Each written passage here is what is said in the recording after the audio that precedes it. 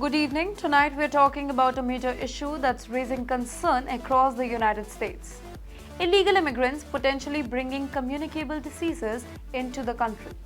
Now, this has become even a bigger topic with the rise in illegal border crossing, and many are asking, how will the next administration handle this serious issue? So, let's break it down.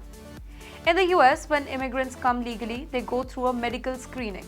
This includes a thorough checkup to make sure that they don't carry any diseases that could harm the public health.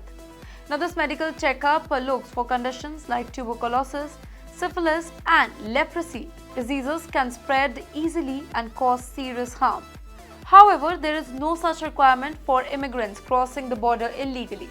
Obviously, this is where the problem lies. According to Tom Homan, who is said to be President Trump's new border czar, millions of illegal immigrants have entered the US without medical checkup or any vaccination.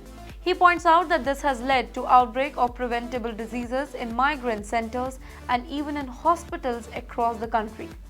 For example, measles, which was eliminated in the US back in 2000, is making a comeback. In 2023, 280 cases of measles were reported across the 32 states. Measles is extremely contagious and it spreads like a wildfire.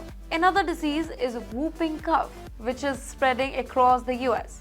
In New York, there has been 169% increase in whooping cough cases back in 2024 as compared to last year. Now, this disease is dangerous specifically for infants and the elderly, and it spreads quickly in crowded, poorly ventilated places which many migrants' shelters are living in.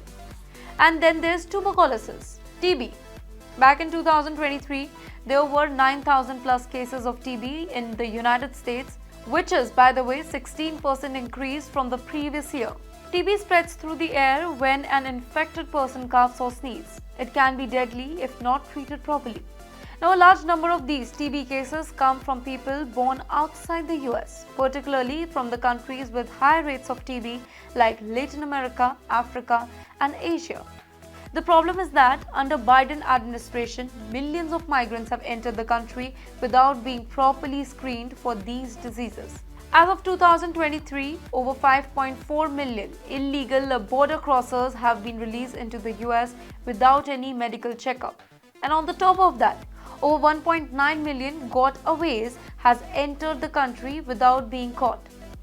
Under current law, immigrants who want to come to the US legally are required to have medical checkup, as I told you, and that is just to ensure that they don't carry any dangerous diseases.